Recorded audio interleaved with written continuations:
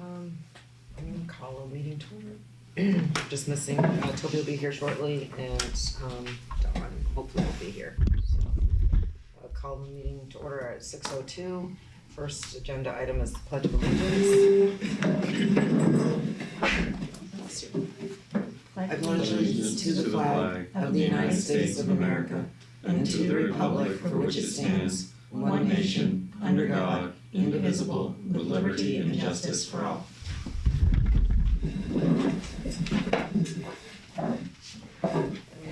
Next agenda item is correspondence, visitors, and public comments. Is there anybody online? Seeing that we have none, we'll go to the agenda review. I don't have anything that needs changing. To my Laura? No. Perfect. And then the next one is the facility committee update. Peter? All right, we had our last facilities meeting on April 4th. Some of the things that we discussed, the projects were the Franklin expansion. So that is still on target to start on June 19th. Couple things, so because of where the work's going to take place, we're going to have to displace some offices where Joyce is and the nurse's office and that whole front section. So the plan right now is to put up some petitions in the library and section off a part of that.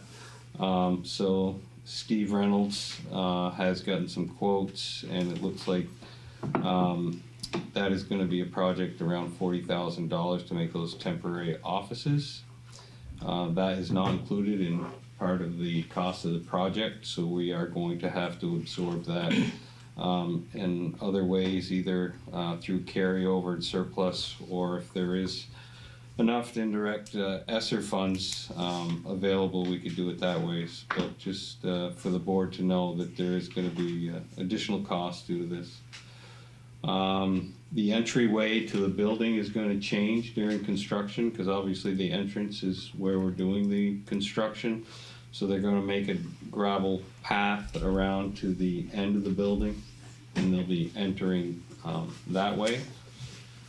So they will be maintaining that. Also looking at through new camera system in Franklin. They need a new camera system, let's just put it that way. And we're looking at a system that's similar to what MVU has, and we're trying to get all the buildings with the same system so we can have better ability to monitor and to maintain those systems if we all have the same system. What else? MVU roof phase 2, that is on project or on task. That's no delays with that, so that looks good. Highgate boiler project. So remember, this is a heating system upgrade. It's not a replacement of the boilers.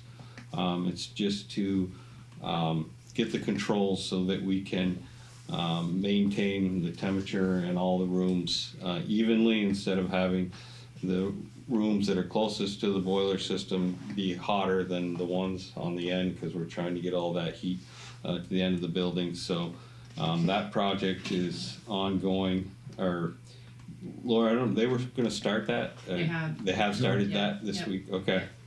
During this April break, they were supposed to get some of that started. So they hope to have the system up and running by October 3rd. So, or the end of October, I should say.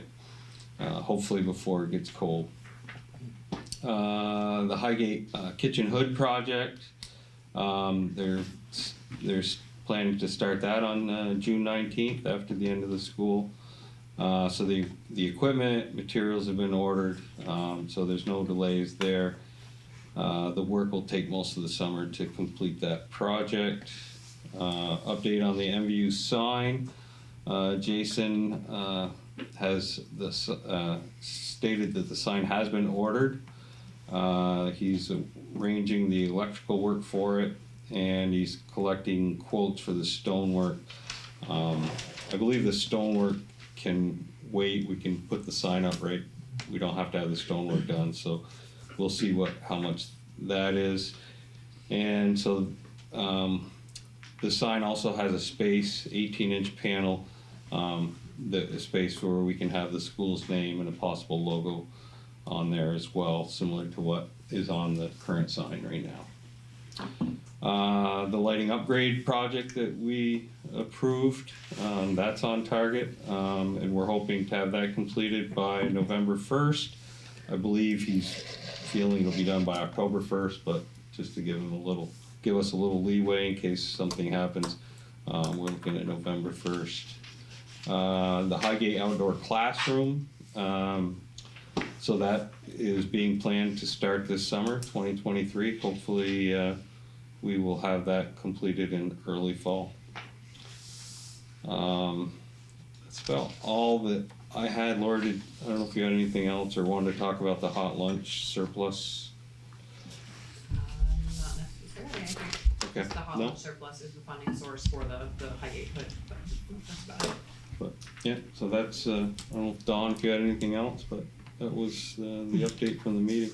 Yeah, Laura, on the hot lunch funds, this does not draw us down to zero, right? Unfortunately, well, no, it doesn't. We had thought that we were gonna be, in a position where we had spent a majority of the funds, but we are again recognizing a surplus throughout this school year. Okay. Going back, and I didn't hear all of Peter's report, but having been active at the meetings, there's a lot to be accomplished this summer. It really is amazing. Worked with schools for a number of years, I can never remember, and certainly not in this district, all the projects. So when we come out of this, probably we'll be able to disband the facilities committee. No, not really, but it is amazing the amount of work that's going on in different buildings, different projects, and then some projects throughout the district. So the monitoring of it is going to take a lot of time. I think our person, John, is probably going to be pretty busy. John from E, Yeah, John Brown. yeah. But I think it sends them, I just want to say a minute, I think it really sends a message to our community that even though we know it's painful, it's important that we get our buildings up to snuff. And I think some of our buildings weren't in too bad a shape, but others have needed quite a bit of work. And what I see in the rotation, the new school in Franklin, they'll be good for quite some time. Highgate's been doing some things, but don't forget I'm an advocate for coming back to the Mary S. Babcock School. MVU still needs some work, so it's not going to go away. But I think when we did the budget, we kind of said this is kind of a benchmark year. If we can pass this, we feel good about facilities. So now it'll hopefully all get done. But good report, Peter. Good report. Yeah, and I think it's good to do these reports at these meetings on camera so that the community knows what we're working on and what projects need to be done. So I think it's good. So thank you. Quick question. Circling back to what you said about the Franklin project and additional costs that were not part of the approved budget, do we have an estimate of how much that is and how we're going to handle it? And then also the cameras, was that part of the original plan? And if not, what is the cost? I think the cameras is separate from the project it's just an upgrade that we're trying to do in all the buildings. Okay. And Franklin's is I don't know what the right word is for. So we would miss an opportunity if we did not evaluate the systems right now, because there's a correlation between the door systems and those the life safety systems and what you could put in for a potential camera system. So it's not that we're cameraing the whole building, but we're making sure that the stage is set, or the baseline for what we need in the future will be there while the construction's happening. Okay. Otherwise we could be making some big mistakes that would be very costly in the future if we didn't think about it now. So that's really what's happening in Franklin. And that's, all part of the capital line in the general fund budget that was approved and something that was evaluated by the facility task force separate from the project, yeah. Awesome, thank you. Yeah. Thank you. The partitions will be managed within this year's budget, Okay. through equipment, furniture, things like that. Okay. It was the lowest, they were ridiculously high, Over 100,000 was the first quote, yeah. which took people aback. But these will lock and be secure, so you can, This will be in place of their normal classroom replacement cycle. So Okay. whereas the other schools have built that in, Mhm. instead of doing that in Franklin this year, they know that that's where the partition line is coming from. We're hoping that in the future, the partitions can also be used across school districts, so maybe summer programming or another school, when they're doing a renovation, we could then use them there, so. Thank you. I didn't hear the number, I know the number on the petitions, I think we all were kind of like, you're kidding me, but, that's a fact. What was the other how much was the other cost on this baseline, you were talking security, what did that add? We're still gathering numbers, but we're under 10,000 probably. Yeah, I think there's a lot of good planning going on, and I think that's where John has been a big help. We can see the big picture, because sometimes in schools, we have a tendency to do the immediate thing, only to find out 3 years later that it got in the way of something we needed to do. Yeah, I think Jason and Steven too, communicating very well has been important, they're really working together, which is great. Is that Jason Butler? Jason Butler and Steven Reynolds, sorry, yeah. Joanne, do you have any questions? We're still looking for a third member, all these people have questions, it might be a good Yeah. member of the committee. Yeah, we'll take anybody that wants to serve on Otherwise, that. we'll march on and spend your money. the committee doesn't spend. You don't think so? No, I think we've put a lot of time into good projects, Absolutely. well thought out. Yeah, good team. Well, thank you very much. Next agenda item is legislative updates and discussion. So I have prepared, and you're gonna have to forgive me because I have it up there. I prepared sort of an update based on the legislative update that all school board members should have received. We're part of the Vermont School Board Association, the Vermont Superintendent's Association, the Vermont Association of School Business Officials, the VPA for principals. We all are part of an educational collaborative. And so you should be getting, they don't send them as frequently. Maybe we've had 3 all sessions, but we get updates. So I had sort of asked that it came quickly so that we could have some fresh information.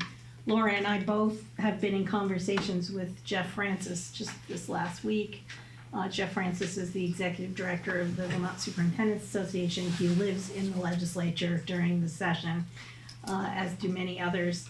And, you know, we were having emergency meetings about PCBs, emergency meetings about pregnant teen center funding. Just whatever happens to be coming up and busy in the legislature. We will sometimes have a meeting quickly. I'm on trustees, Laura's is president of her organization. We get together and have discussions about strategy, and if anybody's interested in giving testimony. So it is a pretty quickly emerging and dynamic time of the year. We expect, the legislature wraps up in May, so we're now at the point where people are really making deals and making changes, so we have to pay attention. So what I have done is given you just the general update on the biggest bills right now that are affecting public education. We've got the public funding to private schools, which does not directly affect this school district because we do not have school choice here. This would be for a Georgia or an Alberg that tuitions to schools, but it is something we have to watch closely because it has to do with public funds going to private organizations. There's the child care and early education bill, which is changed dramatically over this session. Oops, I'm going backwards, forward by mistake. There's the school construction aid and PCB testing bills that are sort of merging together. There is a school safety bill. There is the universal school meals bill. We've spoken about that quite a few times. And then the teen parent education bill, which is a new one that I actually don't think anything's going to happen with this session. So 483 is the bill that's currently come out of the court case Carson v. Macon, which went to the Supreme Court about, it was a Maine case, they tuition to independent and private schools in Maine, similarly to Vermont. All eyes federally are really looking to what Vermont does with public tuition dollars going to private independent schools. And the ruling was that you cannot, if you send tuition to private schools, you cannot refuse to send that tuition based on religion. So that is opening up for us to send tuition dollars to Catholic high schools and other religious schools. So our educational organizations have been working with some constitutional law folks and really have talked about different ways to advocate around this, and relitigating the Supreme Court case isn't the way to go about it, but it is talking about how, if we're going to be giving public tuition dollars to an independent school, what does the state expect of that institution? So that's the way this bill is going. It's talking about things such as you have to enroll special education students unless an IEP team determines that that placement is inappropriate for that particular individual child. But you can't have a screening process that discriminates against students with disabilities. That students, the school districts, should be receiving from independent schools attendance, enrollment, progress reports.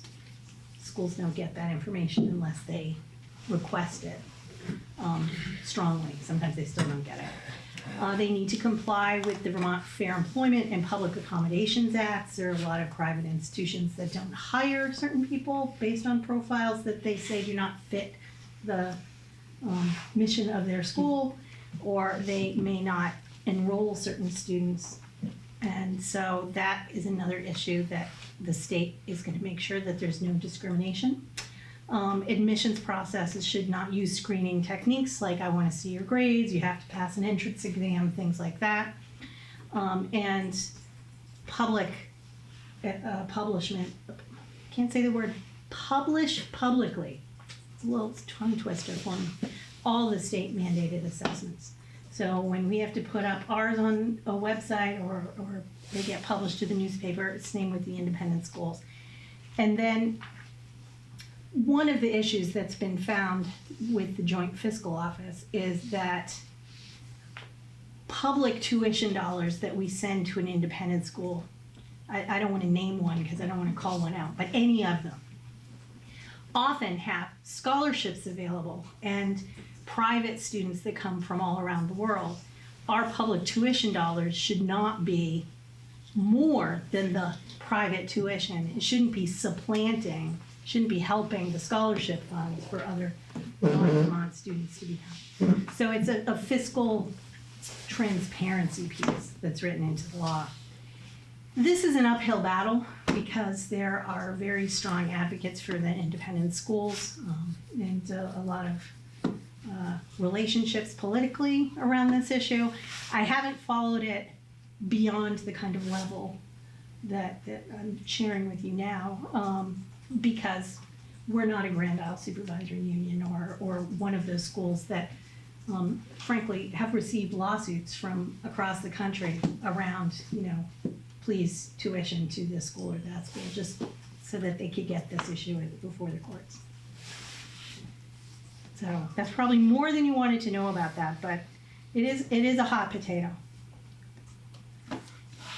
The child care pre-K bill is less so at this point. It came out, it was a behemoth of a bill. It had every child who's 4 going to a public pre-K classroom, whether we had one or not, whether we had staff for it or not, no waiting lists. It was concerning to the childcare folks because 4-year-olds are really bread and butter for childcare providers. We love having, I would love to have full day 4-year-old preschool in our schools. I can't take all of them because we don't have the space. In some cases we might, but right now we really don't. There was a lot to like in that bill. It separated human services for private childcare and agency of ed for education childcare pre-K. So that's a thing that needs to happen. We're the only state that has this weird meshing of 2 formal agencies responsible for preschool, which is messy. So there were some good things, but it really was not, it didn't have any legs the way it was written. There was also, and there continues to still be in it, a lot of investments in childcare subsidies and increasing the amount of money that childcare receives so that it will really bolster that system because it needs that. I'm a huge proponent of that happening. I'd like to see more of that coming from the Agency of Human Services rather than the Education Fund, because right now we're subsidizing private childcare extensively and it's become a bit of a Band-Aid.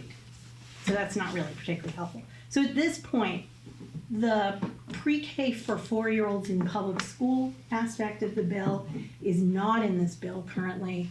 There is language for a study, which I think would be very important because they just had like lots of ideas without much planning in it. And what's the other thing that was in here that's I think important to remember? I probably typed it up. Division between AHS and Agency of Ed. And, oh yes, this is very important. So the House is looking to put an amendment on this bill as it crosses and perhaps conference committee happens. They'd like for schools who choose to have a full day, full year program. So we're not talking about almost a full day and 160 days a year, but 175 days a year, the same amount of time that kids are in the building for kindergarten. Some schools are doing that and seeing good things. That we are allowed to count those students as a full ADM instead of the 0.46 that we currently do. So I think that would be really helpful for schools who want to invest in that, especially, I have a colleague who has 7 preschool classrooms in her school. There is no childcare. They're in a desert of childcare. And without that full ADM for those kids, they might have to go down a couple of classrooms once the ARP-ESSER money disappears. So it really makes a big difference for schools who are in places where there is no childcare. And they're providing an educational service as well as a community service. So I don't know where this one will go. Let's Grow Kids is obviously very involved with this bill, and they advocate strongly for things that they like and against things that they don't like. And they do wonderful things for the state and for early child care in Vermont, but they really didn't like a lot of this bill. So that's why we knew some of it wasn't going to go very far. Here's one. We sent some letters out to you all. I emailed Randy Brock and I want to call him Sheriff, not Senator Norris. And we have had several meetings about this. The House really wanted to pause our PCB testing. Last year, some of you may remember, Vermont adopted the lowest level of a threshold for airborne PCBs. Don't ask me to say the words that PCBs stand for.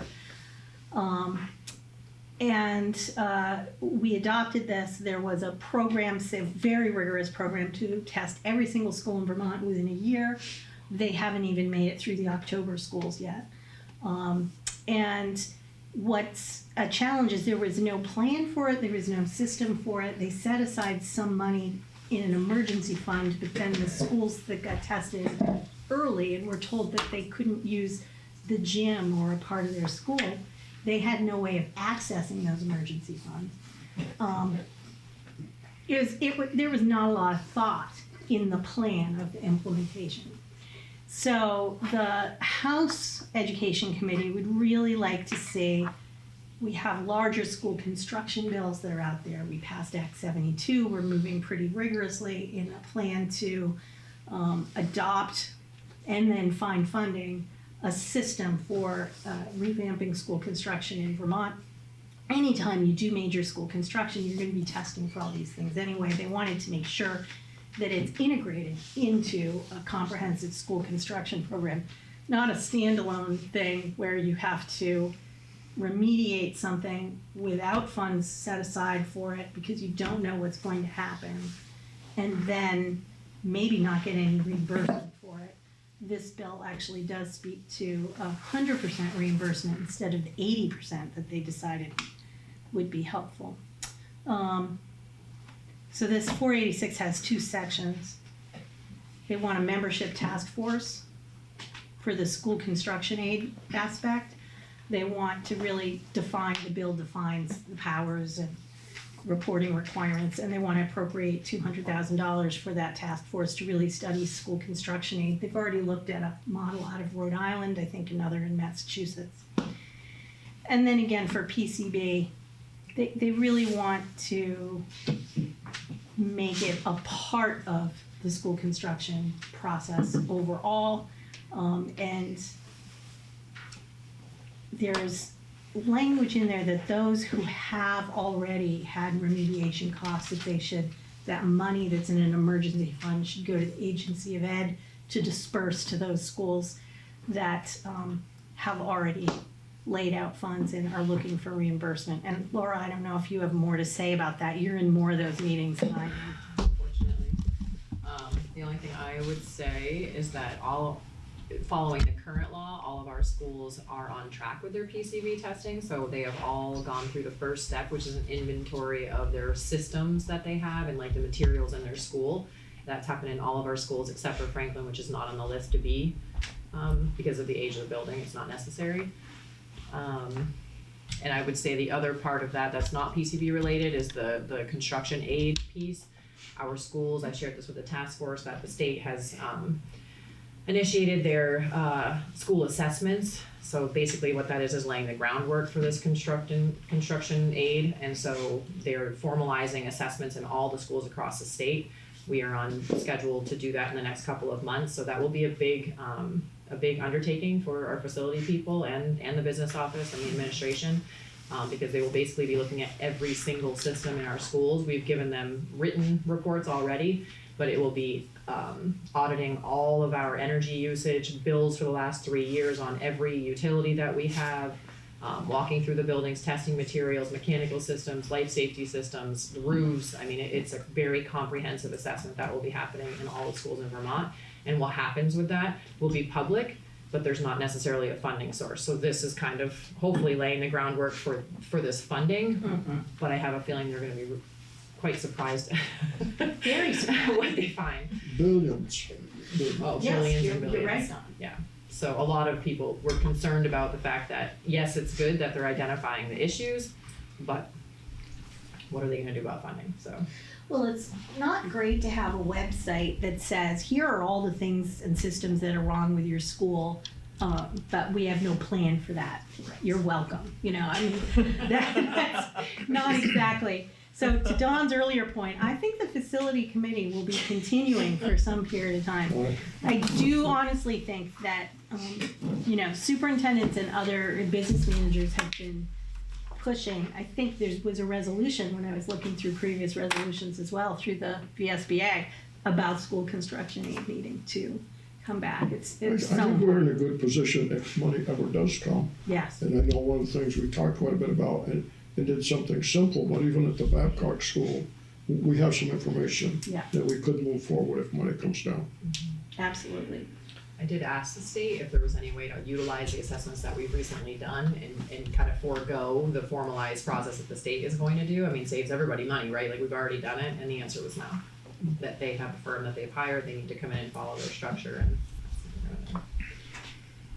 In this bill 486, the PCB remediation, Vermont has the lowest standard right in the country, and it's considerably lower than the federal. The EPA, Yeah. by tens of, yeah. So has there been any discussion of changing that? Because to me, it seems like they just kind of like, that's a good number, and they went with it. Well, there has been testimony on both sides of that issue. I think they had Dr. Mark Levine in talking about how important it is not to have toxins in school. And of course it's important not to have toxins in school. And then there are others that come in and say, well, to be affected by PCBs that are airborne, it comes from like the caulking in windows and things like that. It gets into the walls.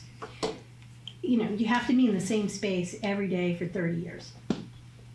So it's that those two pieces of testimony don't necessarily align. Maybe And we'll I all think go to that- outdoor classrooms. You have, we definitely have, the Senate, of course, passed that bill. And they have an attachment to it and felt that they were doing the right thing, and they don't want to see it paused. Yeah. It's not the only one coming, it's not radon, but what's the other, I can't think of the We word just for got it. radon testing Yeah. info last week. Is it radon? I'm trying to think of the word, it's not, there's, but upon, There's more. with that, PCBs and lead, I mean, it's just, it's not the only thing, it's something we're going to be faced with in the Absolutely. upcoming. 40 years ago, it was asbestos. We're still still clearing on that. that. Still is. Tile by tile. So another bill that we've been watching very closely throughout this session, it really hasn't changed much at all, is the school safety bill.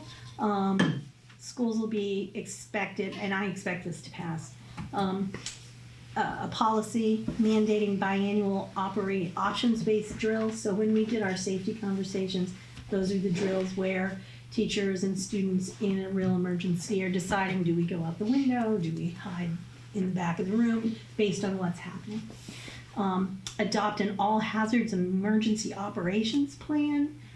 We would have a model and then copy that for all our schools. Actually, my intent is to have one big one that covers all the schools. I can tap to Swanton, I can tap to Highgate, instead of my separate ones. And they all look a little different, so I think it will be important for all of the schools to work together. Frankly, the superintendents, when we had that after incident meeting with the Vermont State Police about the hoax incidents, we actually talked about, why do our emergency plans look different? I mean, the layouts of the school and the incidentals, but it'd be really great if we actually, as superintendents, looked at some benchmarks together and making sure we were thinking of, that collective thinking can be very helpful. We need to be adopting an access control and visitor management policy. I always click on the thing, sorry folks. Which we have varied access controls. When you're swiping to get into a building, it's different in every school. Jason Butler's already working on replacing those that are in need of replacement with the same vendor, so that we can have some uniformity and so the systems work well and can be controlled together. And we have actually quite a tight visitor management policy at MVU and procedure. You have to give your photo ID and go through a background check before you can come into the building.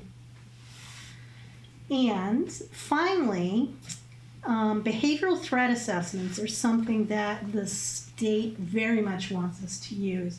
Those come out of work that Homeland Security developed. They're very evidence-based about, you bring up a multidisciplinary team, you may have a school resource officer, you have your principals, you have your school counselors, you have a school psychologist, whoever, you have a nurse, you have a multidisciplinary team.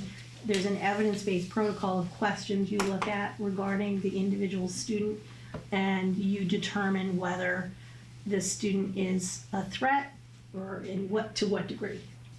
And we use that in our schools. We use it with regularity in the high school, middle high school. And rightly so, the Office of Disability Rights is wondering, well, what's your process? And how do you let families know what you're doing? And what kind of assessment is it? So they have some questions. So we're actually sort of waiting on this last piece.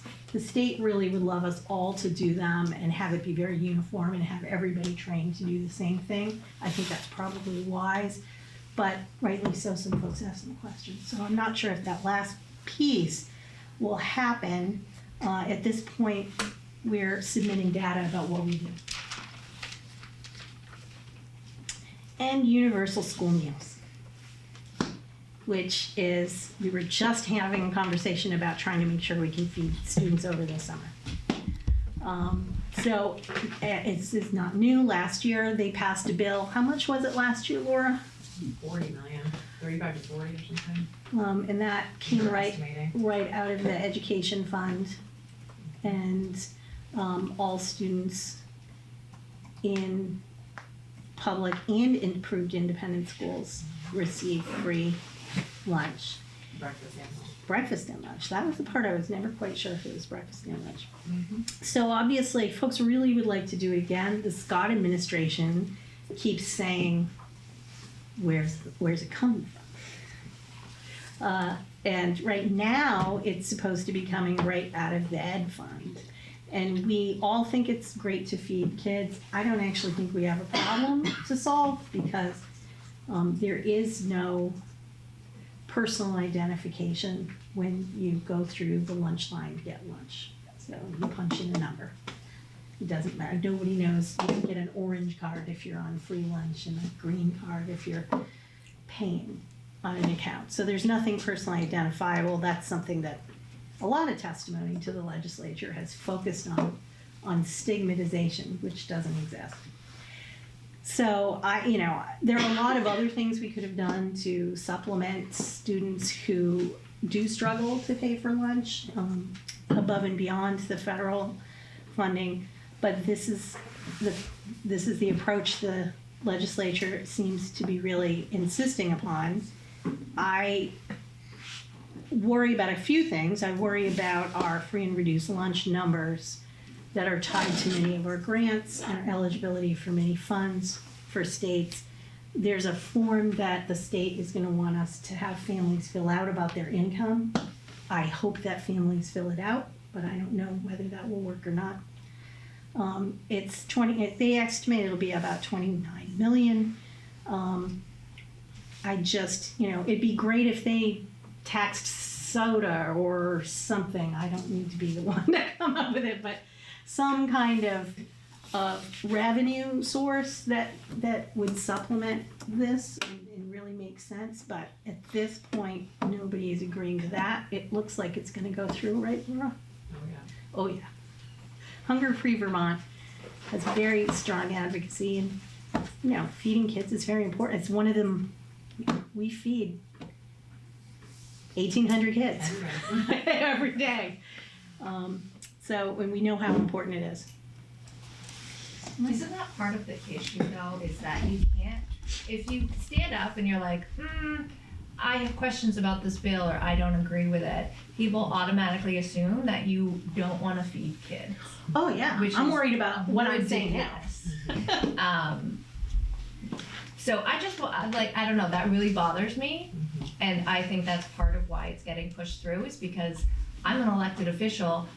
If I don't vote for this, I'm gonna lose my seat. Yeah. So that's frustrating on many levels, but I just wanna point that out. Like people talking about this bill and raising concerns about it does not mean that we don't think it's important or it's something that we don't support. There are other ways, like feeding the kids that need it is important. Spending additional money for covering families that maybe don't and would rather have their tax money go to something else is a conversation that, I feel should be part of this. And I know that's not our place, but I just want, I don't know, it's a very delicate conversation. Yes. I hope you're right, gets us good in the minutes because you make a very important point. What happens is if you do not come out and say you're in support of something, everybody assumes that you're against it. And that's, legislators get caught in that. They can't, if they're ambivalent and don't lead the parade, then they get blackballed. So Yep. absolutely. I mean, we work really hard to feed all of our kids. Just think of how many kids we fed during the pandemic. I mean, it was tens of thousands of families. It was incredible.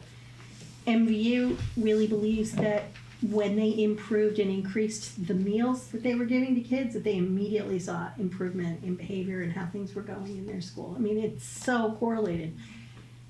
It's $40 million. That is the cost of a school district, right? It's a lot, and yet we still don't necessarily have the funding to feed kids over the summer or to feed, who need it. So it's not a perfect solution. It's sort of a one-size-fits-all without a funding source. And if this were the only thing that was a funding source on the Ed Fund, then I really wouldn't think twice about it. But we have pre-K subsidies, we have early college and dual enrollment, so we're giving money to private childcare, we're giving money to private educational institutions of higher education. The list of things that come out of the Ed Fund outside of public education continues to grow. So it's always nice to remind people that the Ed Fund is not just funding public education in your K-12 schools. It's funding a lot of other things too. And I like to feed kids. We all like to feed kids, Yes. Julie. So this one, Laura was given this draft bill, S-117, Parenting Teen Programs, to look at the fiscal information, and she shared it with me saying, I don't even know what this is. And I was a special ed director for a long time, and even I couldn't remember the last time I sent a student to a parenting teen center like the Lund Home. But different parts of the state are more active. And it's usually kids who are experiencing homelessness or trauma or something else in their lives. So it really is something that came out trying to increase the funding for those programs. They do very good work. I was doing a side-by-side of the bill and statute, and the current statute really speaks to the school's responsibilities around parenting teens, so I wanted to make sure that got cleaned up, so they aligned. I don't want to give them more money, and yet still the schools are responsible for a large section of the education of the student. So we have some of that to work out. It's not a particularly costly, there's really, at any time in Vermont, a small number of students that are in this program, and we're talking about increasing the funding by 17%. But we want to, I think they're going to put this on pause till the second half of the biennium and do a little of the legwork. But you never know what's going to show up on BPR. A few other bills that were also mentioned: suicide prevention, ban on tobacco products and e-liquids, which I thought we already did. Some collective bargaining, things that aren't particularly relating to school. Whoops. And then the House miscellaneous and the Senate miscellaneous ed bill and the yields. Really not a lot on any of those. They're definitely in your legislative update. Suicide prevention is very important. I think they're looking at some kind of position at the state level that would then sort of coordinate things among schools.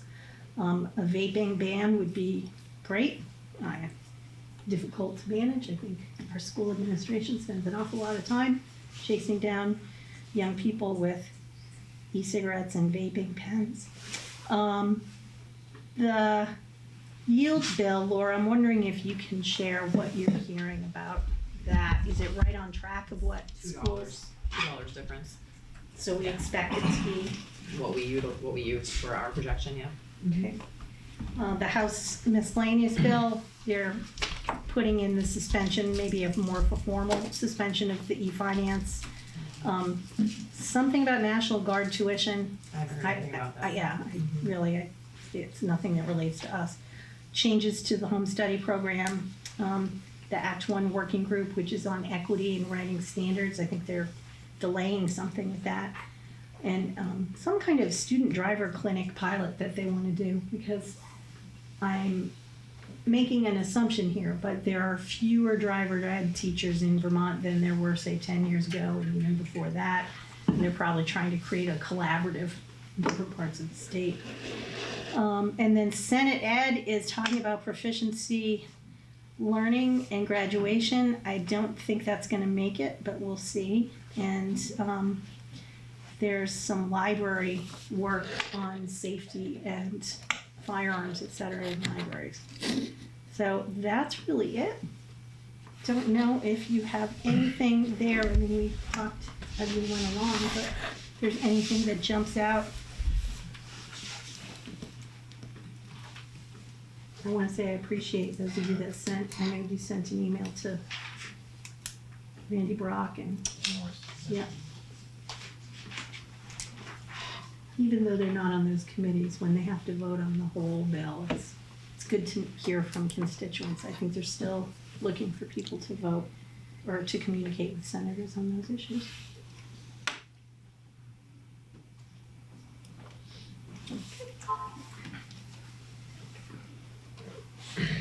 Any other questions or comments?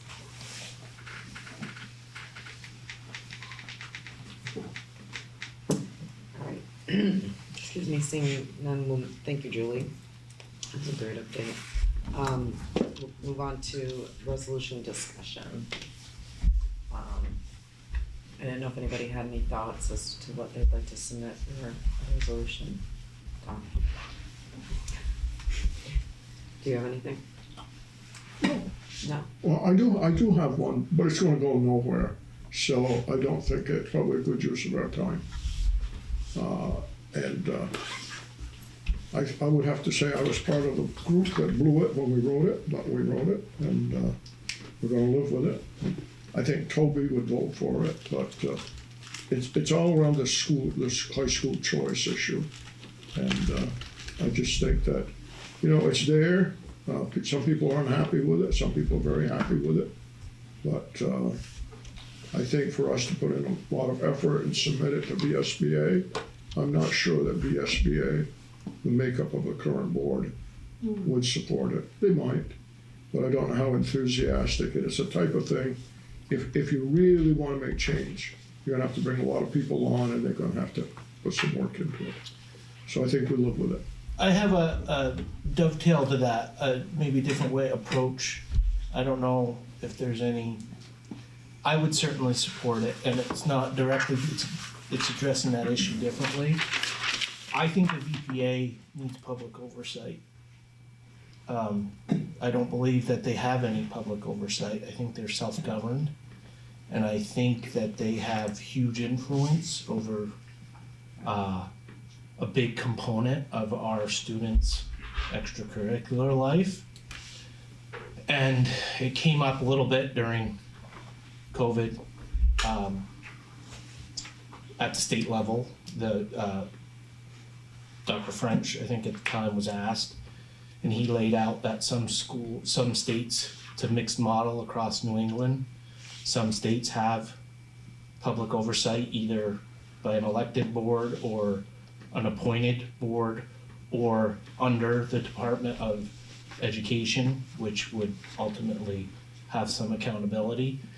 But to my knowledge right now, the VPA is just self-governed, and I don't think that it is as responsive and as nimble as it could be to the Vermonters it serves.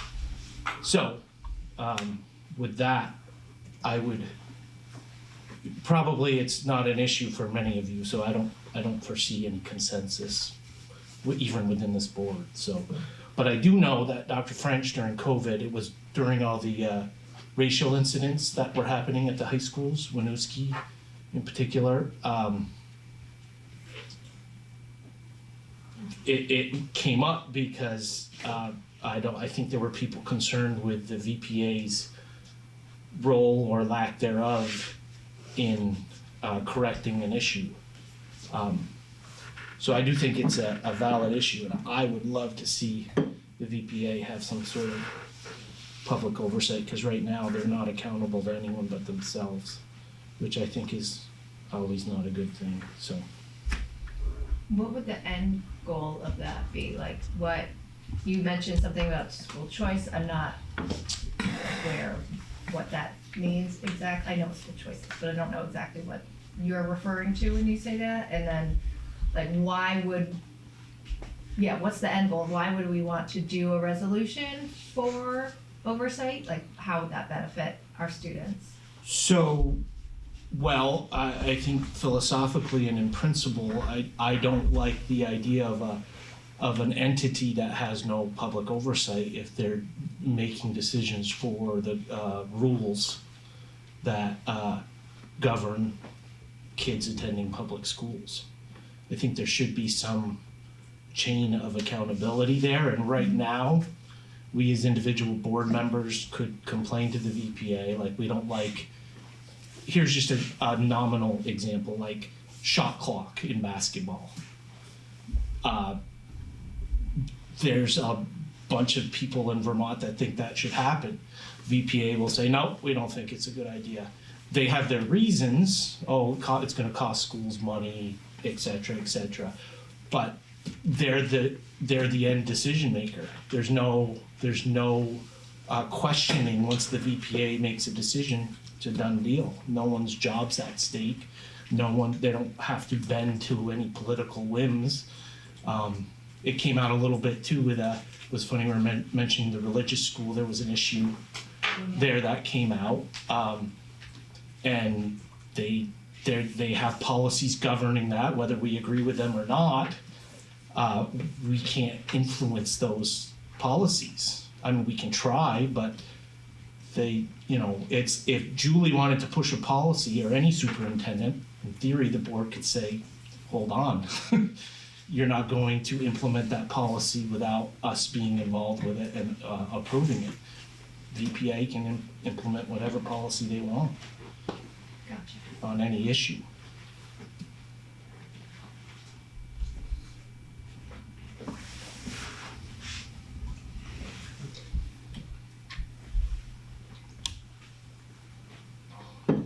So Jen, unlike resolutions, I think they make a difference. But when I was very involved with the SBA and then chaired the resolutions committee, I always thought it was important that whatever went forward, you had a pretty good idea that it would be supported. If you've ever been to Fairleigh when they debate those, it takes only one or two and it can kind of tear the fabric of working together through VSBA. I don't advocate for something that will be a rubber stamp. I don't advocate for something that doesn't create a challenge. I think the challenges are good, but I think something like what I was talking about and what we've been talking about here, it's not gonna happen. In my mind, the way it's gonna happen is if there are people in the legislature who feel strongly about it, then it may happen. But for advocacy to get it to the legislature, I think is gonna be the tough thing. So, and I went through, but I couldn't come up with any other real resolutions. One that kicked around in my mind early in the year, I never talked with Julie about it because I didn't really think probably that it would get too much legs, but this whole 4-year-old going to public schools, when it came out of the gate, I know the person who was promoting it.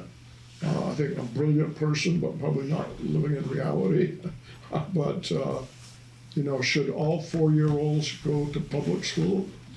As a former educator, people think I should say yes. I would say no. Unless the school districts want to take an obligation for 10 hours a day, year-round. Well, it's Because- all day. It's all Because day. once you don't do that, once you cherry pick, and I'm sure some of the school administrators would not like my using that term, but when you cherry pick and you take them during the school day, and then their parents are still working 2 hours later, where are the children gonna go if you delete the childcare system? So, I think that would be very complicated, and I don't think you wanna get in that muck. But that was one that really, I started thinking, somebody needs to not stop it, but get into a bigger discussion, and apparently it has been a bigger discussion. I did talk with a few legislators, not that they listened to me probably, but they were very polite. But it's, parents, working parents who need childcare every day, 5 days a week, maybe a few holidays, And they need it probably from 7:30, 8 o'clock to 4:30, 5 o'clock. And I don't think schools are ready to take on that. I don't think. It's so tricky. Again, kind of to Megan's point about universal meals. It's a tricky one where I like having 4-year-olds in school. I'd love to get a full ADM for them. I'd love to have a classroom, maybe 2, that are all day for the, to see what impact that has. But I can't have, Swanton has 5 kindergarten classrooms. So we would need 5 preschool classrooms, pretty much, to do that. And 4-year-olds are less developed than 5-year-olds in terms of their ability to regulate themselves. So children who struggle will need that so much more. There's so many unintended pieces to that bill. And then again, the impact to childcare. It's very easy for someone who doesn't understand childcare regulations to say, well, just serve more babies, because we do need more infant toddler care in Vermont. But that's more costly to do that. You have different staffing regulations. 4-year-olds are a little less costly for childcare, and they're struggling to operate. So anytime somebody tinkers with these systems, it's challenging. But I think a study at least on makes sense. Yeah. I should volunteer to be on that. No, I think that was, so to answer your question, Jen, I didn't come up with something that I thought had merit so that it would get a lot of support outside this room. And maybe inside this room, but certainly I was thinking, if we're gonna go to have a battle, we need to have one. But we can keep thinking, there'll be things coming up. Julie, of the superintendents, I saw the letter, but I'm sure there's gonna be a VSBA resolution on PCBs.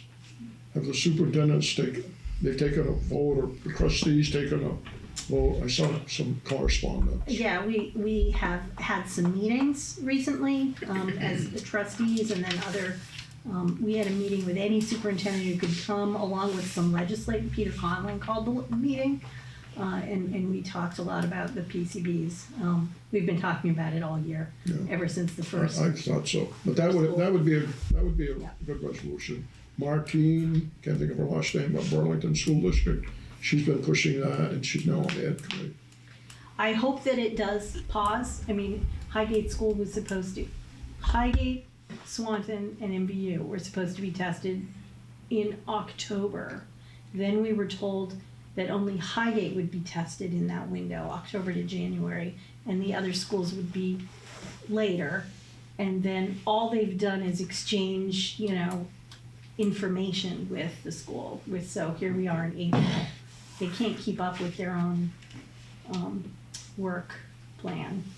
It's a challenge. And then schools don't know what it is they have to do until it happens. And maybe it's a building that you were going to renovate in 2 years. Well, the timing. Do you put money into a building and then renovate it 2 years later? It should go hand in hand with your school construction planning.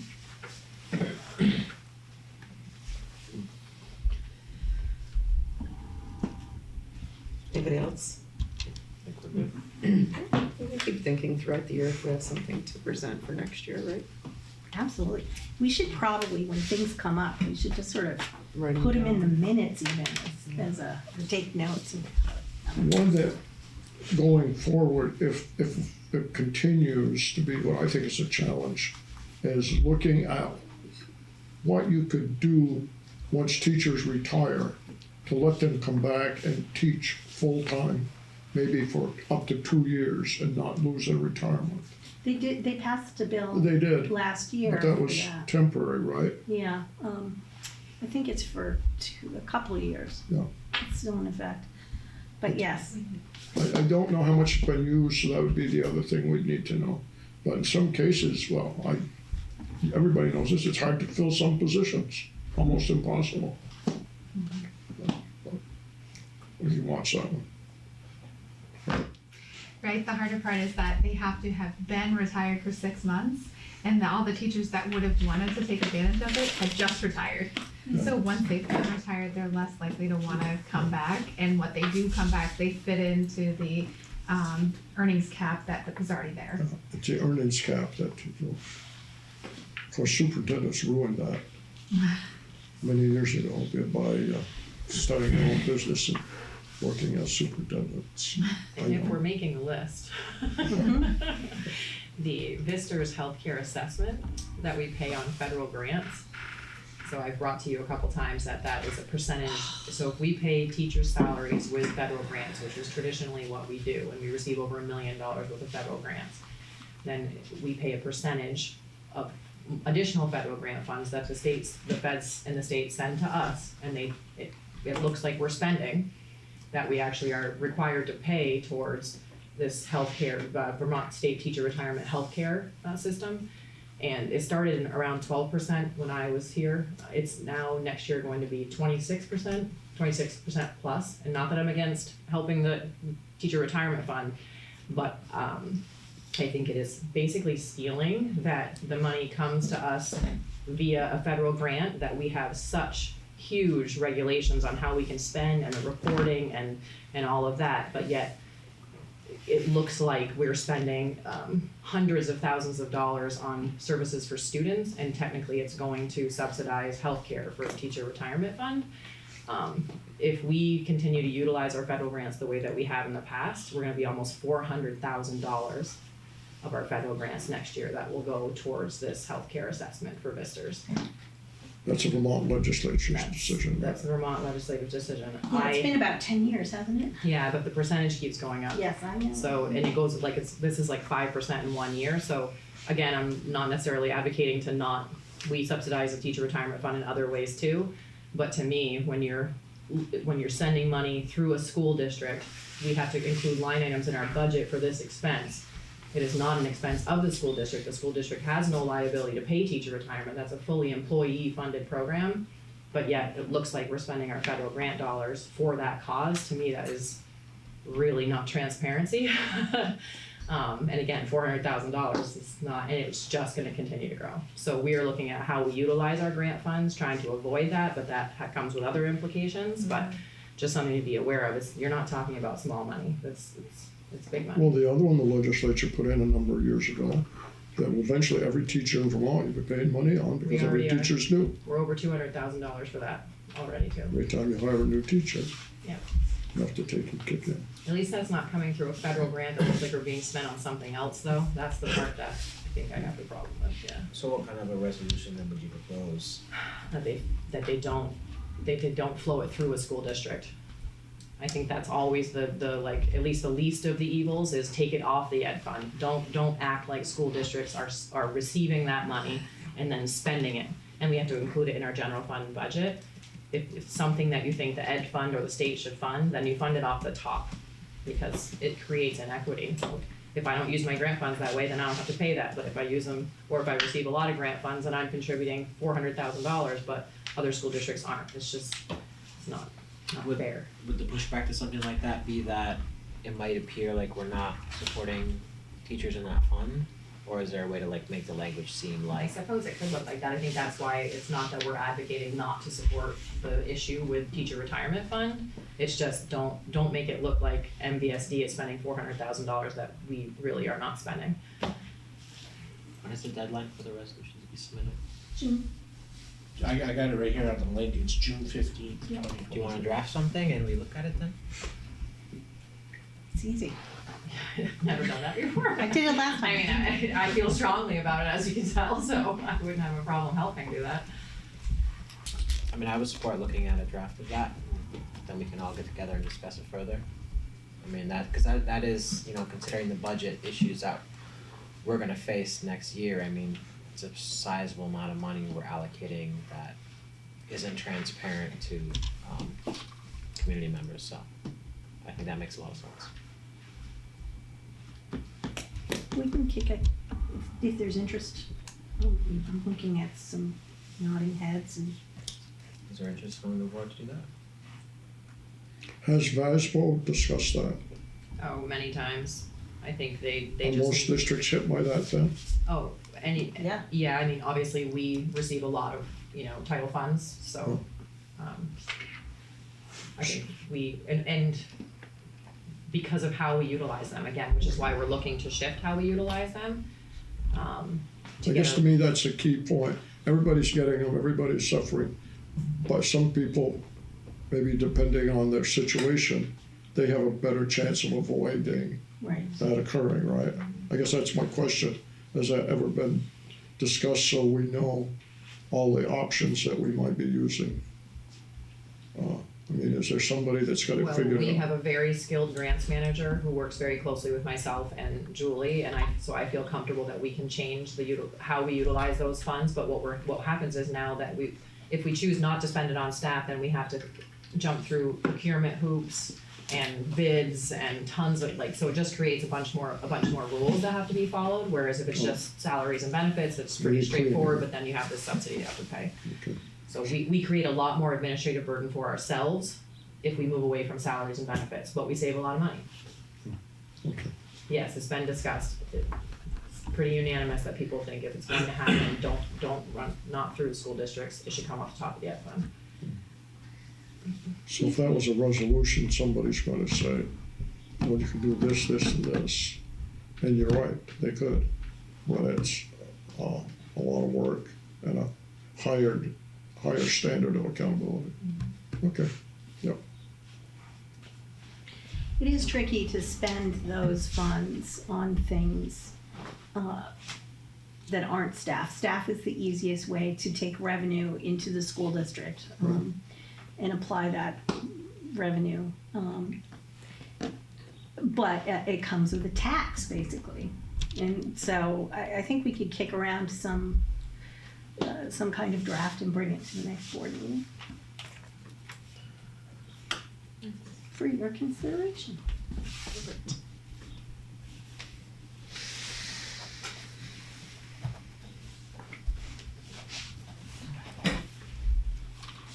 Alright, if there's no further discussion, then we're gonna go to the next agenda item, which is board meeting sites next school year.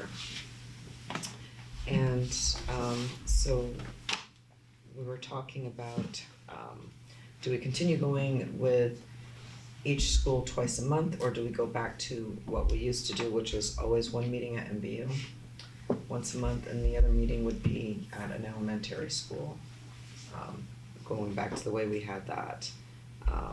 And then each principal would come, to their school meeting, and then the other principals could join in Zoom if they needed to or wanted to.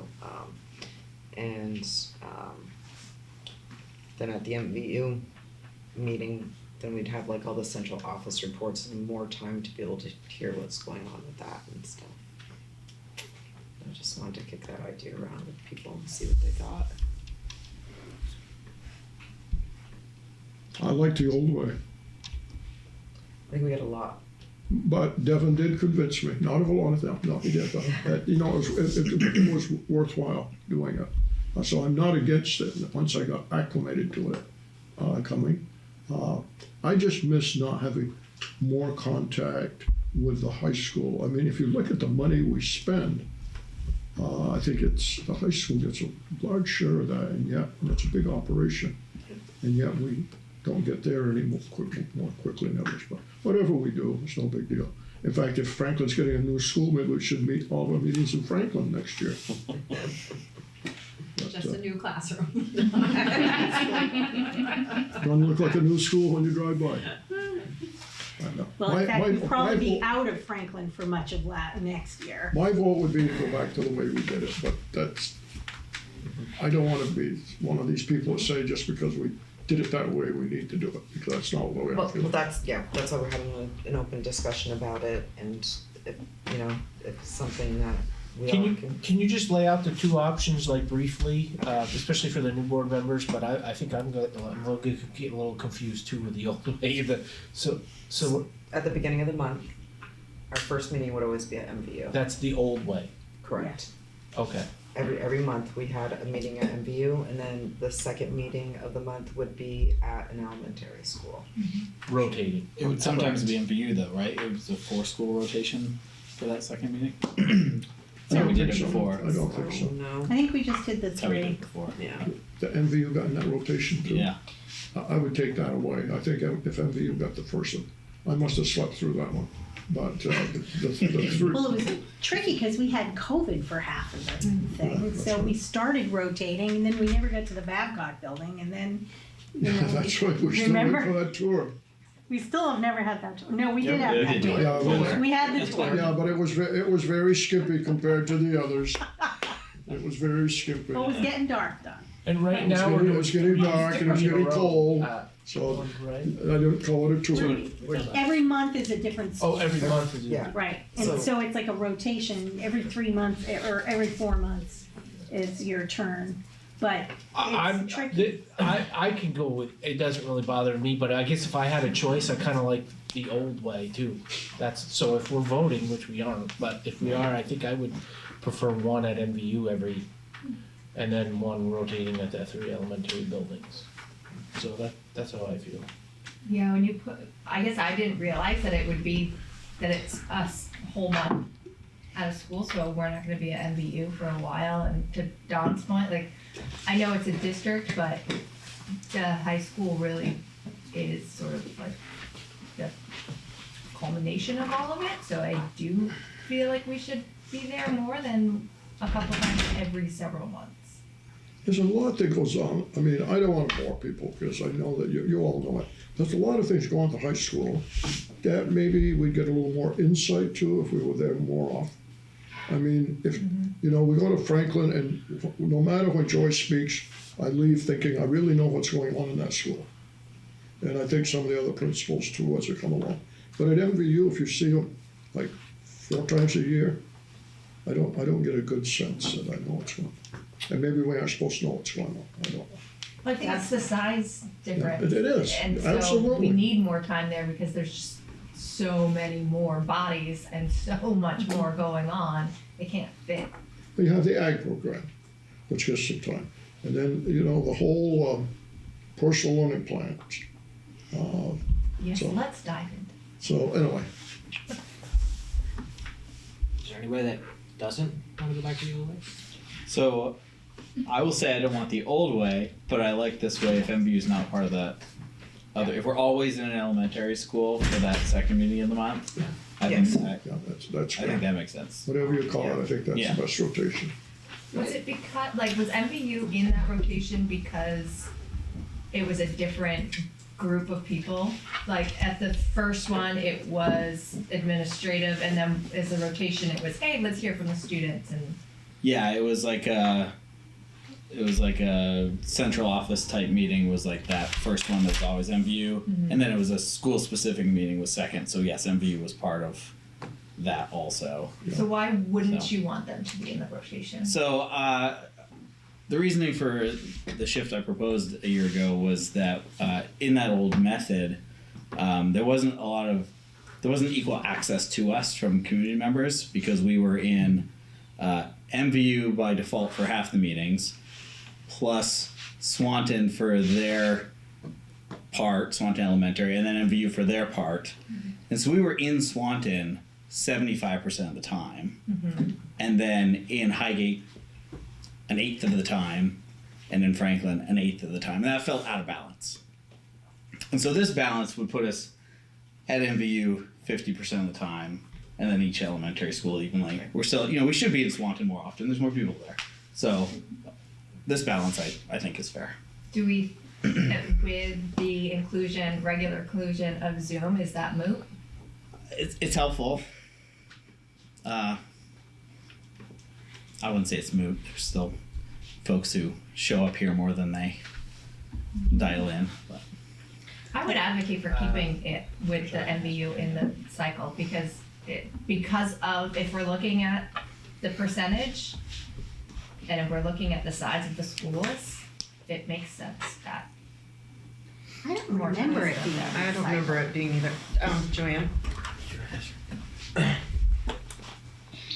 Sorry, so I kind of agree that we should be at Missisquoi maybe more often. But one of the things I just wanted to kind of kind of piggyback on what Devin was saying, and one of the things I had noticed by going to the elementary schools for the full month or twice, it seemed like one time the way the principals, or maybe Julie, the way you would set it up with the principal, we would hear from the students, and then at the second meeting, or vice versa, then it was maybe more, administrative, I guess. So I would want to lose out still hearing from the students, even though we're going to Franklin 3 times. I don't know what we decide to do, and it doesn't matter. I will support, whatever. It just, I think it's important that we also find that time. And I know it just seems like our meetings are just we run out of time. That's my personal opinion. I do like to hear from the students and what they have done.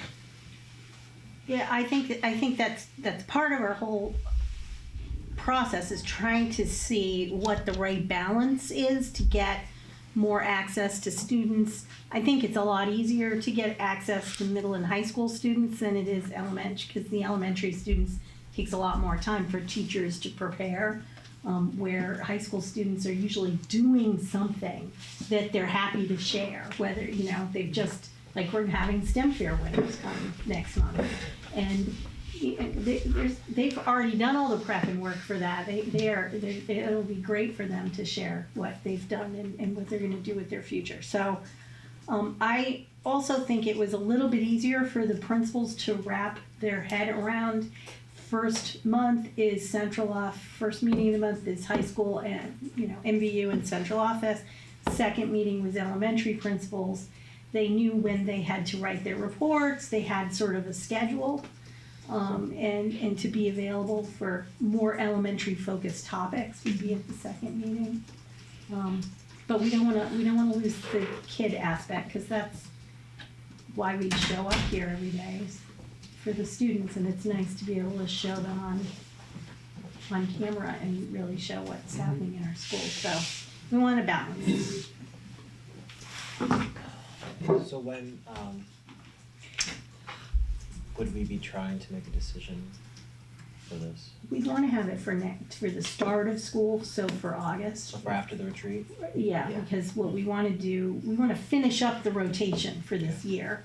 We don't want to give short shrift to any of the schools. Which technically ends when? Our last meeting's in June. June? Yeah. I think everybody agrees that going back the old way, then the question is whether or not to keep MVU in the rotation. I think though this ties into when we look at the FY23 calendar in terms of topics and stuff. I think that needs to be discussed just overall in terms of the schools and more time in MVU.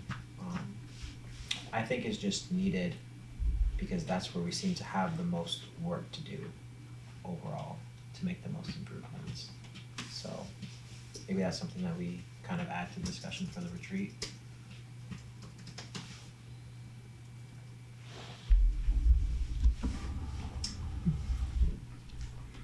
Yeah, we have until August. I think it warrants a conversation, and unless there's a reason that it shouldn't be at the retreat, I think it gives us time to think about it and come back together and get it planned out for before the school year starts.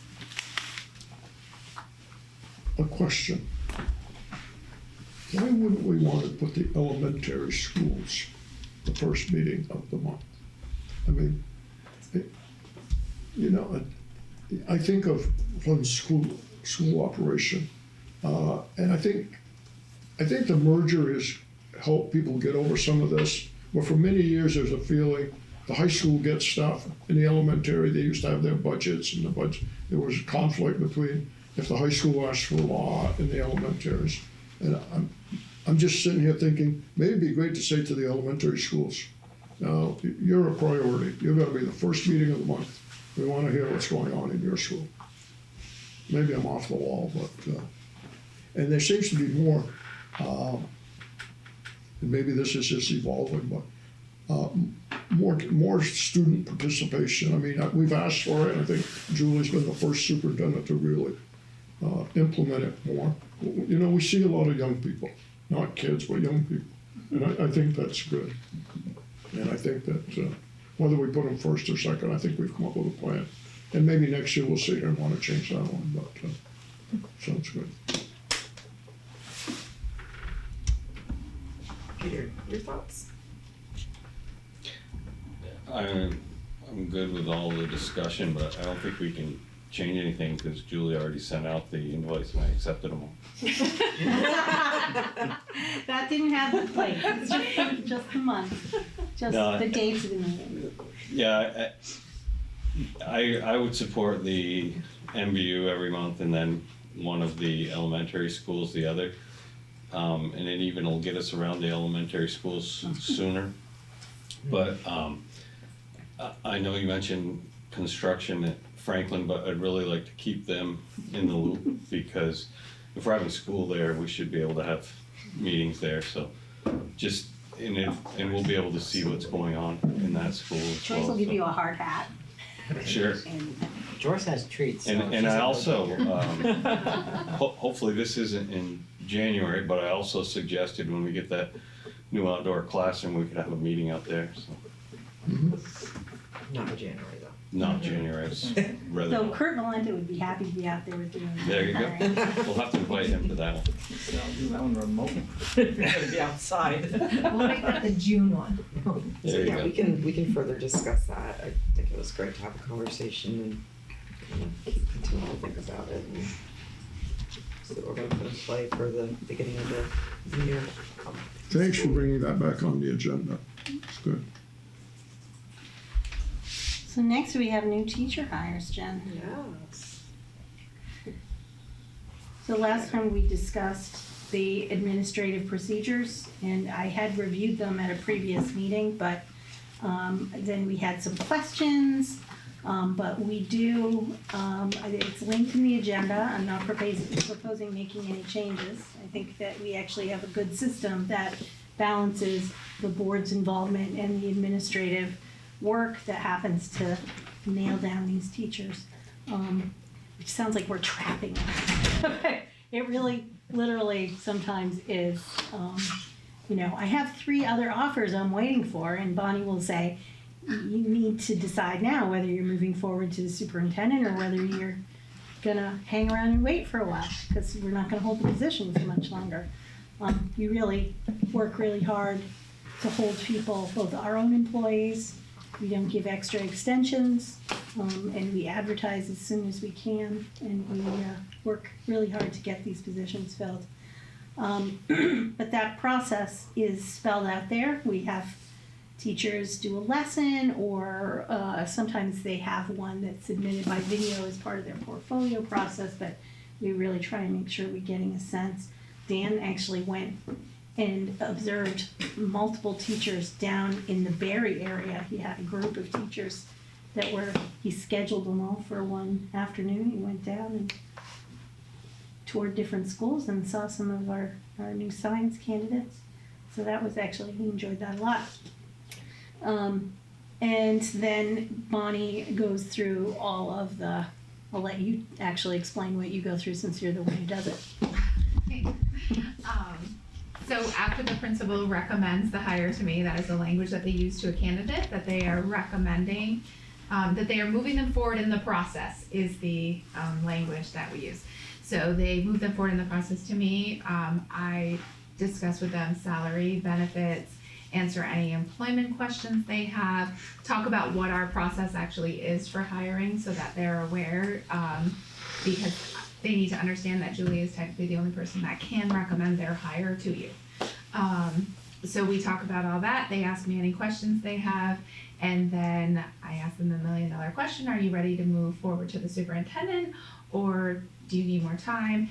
Sometimes they try for a week or so. That we don't allow that generally because we have other candidates and we need to fill positions. So they go through all that with me. Once they are ready to move on to Julie, her and I keep a spreadsheet or a Google Doc where we share it back and forth. I add them to the Google Doc with their email.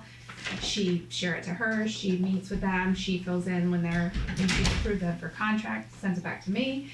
I get their information in order to enter them into Tyler, and then I generate their contract. I put him through Doc Hub so that I can send it right to Jen first, so her signature goes on it, and then it goes to the candidate for signature. And then we bring it here for your approval. And then at the next board meeting, it comes to you. So we actually have, I wanted to make sure there was time for any questions about that before we move forward with, because we have a number to bring up. We have a lot. It seems really backwards. Like, why am I approving something that's already been signed? Mhm. That's my only concern. Like, Right. I don't wanna have somebody be like, well, you signed off on this hire, and it's like, well, they were already technically had a contract before it even came to us, so it just seems backwards to me.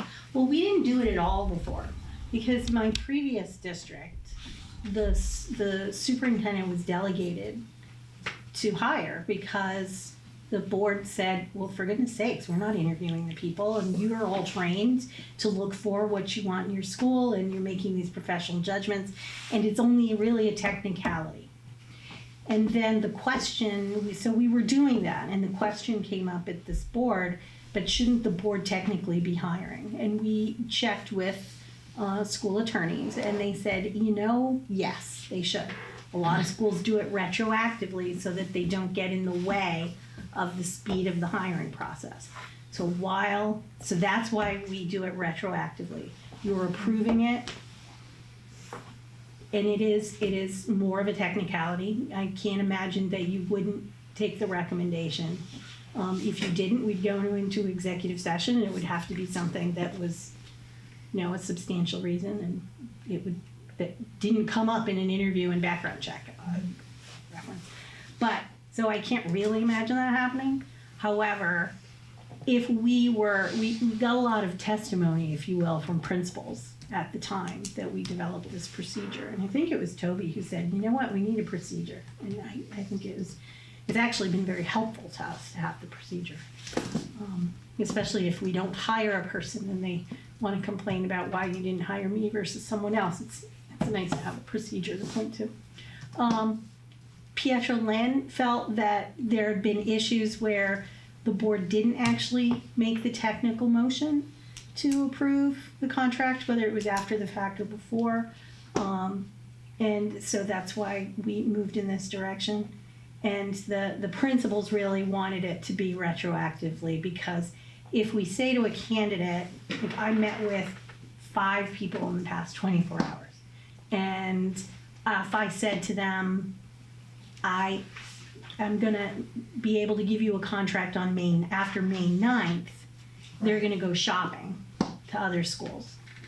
So they may say they want to come with us, but by the time we get around to May 9th, they won't have signed anything. And so that's really what it's about, is the speed of the signature. Purity. Yeah, I just wanted to say, as you know, I worked for internal office for many, many years. And we used to have that process where we would send the contract to the board. And we would wait for the next board meeting, and then we'd send the contract to the board.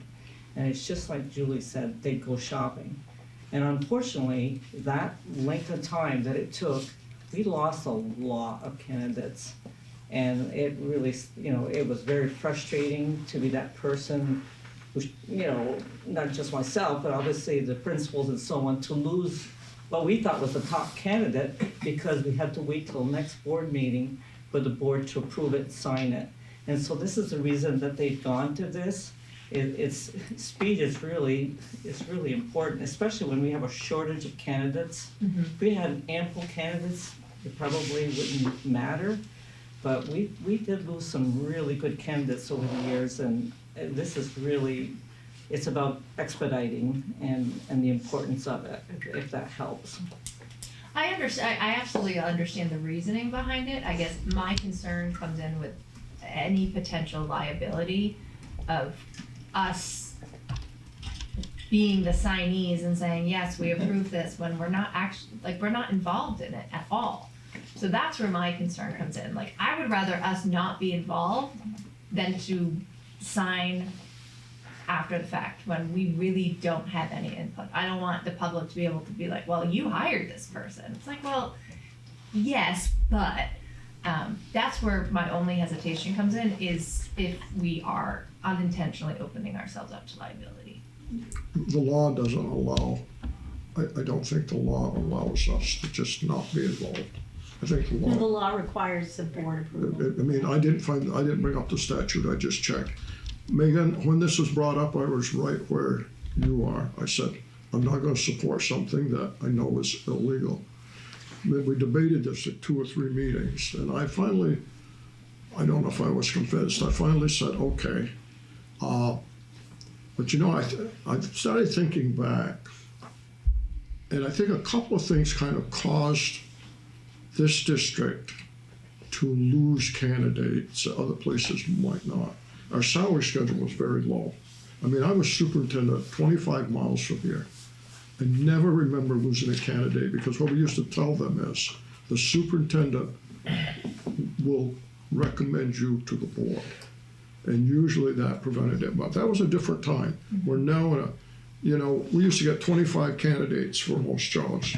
And I used to tell the administrative assistant, don't advertise a second grade job on an internet, because I don't have time to review 100 well, not I, the principal didn't have time to. So I think probably, even though it's a little maybe uncomfortable at times, for MVU, and I think of MVU, but I'm sure it's true in the elementary schools, we're in a little different place.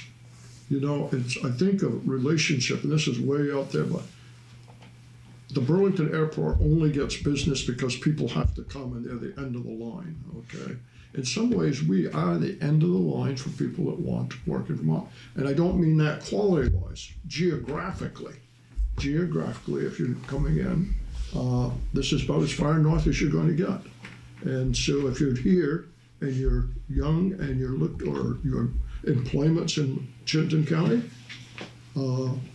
then probably if you have another chance, after 3 or 4 days knowing you have one job in your pocket, you're probably going to take the other job if you get it. So it makes sense. It really makes sense. So we're doing it. Unfortunately, it runs against statute. But I liked what I saw tonight, and this seemed a little bit different, what I saw tonight, than what the discussion was 2 or 3 years ago. Because this one. Procedure? This procedure? Yeah, because I did not recall the discussion that they would be told that this contract is based on, we heard licensure, Yep. check, criminal check, but I didn't realize that the phrase and approval of the school board. Right, so that's the thing. When you and I were talking at the last meeting, I said the next day, well, why didn't I pull up the procedure? So to answer your question, I could say everything is pending board approval, right? So even though there's a signed contract, if the board said, absolutely not, I happen to know this terrible thing that nobody else knows about and won't show up in a background check, or I don't, you know, I'm making it up, that, you know, something of that level, then that we're covered because our procedure. That phrase made me feel much more comfortable. Agreed. Yeah. I like to tell people that if, you know, they really enjoy watching public access, that they may hear their name on TV, because at the next following board meeting, the board has to accept their hire. Yeah, so. And I do understand what you're saying, because that exactly crossed my mind last it's time. weird. I was like, but we're not hiring them, but we are hiring them. Yeah. But we're like, so I get it. I think it's a necessary thing. And the one thing is, I mean, as the board, I mean, we're kind of liable no matter what, because by hiring That's what I was gonna say. by hiring the superintendent, who hires the principals and HR, like. We are bonded, we're all right. No, well, we're not bonded, we have liability. That's right, we are bonded. Obviously, personally, the only thing, I don't know if this makes sense, that I actually don't like is just seeing a name. I would like to have a folder with bios and be like, oh, welcome, you know, to the district to get more, but to me it makes sense now. Good discussion. Thank you for clarifying, it's very helpful. Well, and it's good Right. to go through more clearly at the beginning of the season too. So this time I did, oh, I'm sorry. I just have a question. Where, I don't think it's executive session, but where are we in the contract? Have we gotten all of them back yet, or have we even sent them yet? all the contracts. Not these, but, I know what you mean. right, yeah. We sent out when, March 8th? No, that week. No, March 23rd, all professional staff received their contracts. Right. They were all due back to us by April 7th. And then anybody who was granted a 2-week extension was due back April 21st. So we're past all that, so we know where we're just at. finished it, You know yes. where you're at. Yeah. So, we get reported to that at some point? Cause I'm Yes. curious, retention has been big for us, so I'm kinda It's curious. better than it was. We had fewer retirements. Bonnie's got a whole thing she'll put together. So Yeah. so like this round there's still more. Oh, we She still already did it. Of course she already did it. She did it while we were talking. So, well, the ones where I think we're gonna be, are we approved, is that an action today? Yes, Are we- yes. I wrote action. But there's gonna be another list like that in the next meeting? We just We're update hoping the they get spreadsheet. bigger and bigger and bigger every week. No, smaller, right? We want the list of, Well, I know, but we have some work No, to do. I meant our list of new hires gets bigger and bigger because then it means that we're almost done hiring. well, but it also means that we're hiring. Right. So, but anyway, okay, that, I wanted to know. Yeah, So do we have a list of people who aren't coming back? Bonnie has a list, yes. I do have a list. So we, do you want me to share the data? I know the data. We are actually exactly the same percentage of retention as we were last year. So we do have, I checked it like 5 times because I didn't. I don't think it's bad though. But, and I'm not surprised either because I'm really interested to see what the retention data will be next year because this year was the first year in 4 years that we didn't hire a new administrator. So inevitably, every time we hire a new administrator, we see turnover in that building. So given that all of our administration was retained this year, I'd be very interested to see what the data turns into next year. Do you mean by administrator central office? No principals. Principals?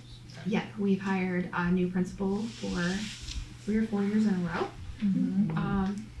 So this is the first year we did not. I'm amazed that that's a significant factor.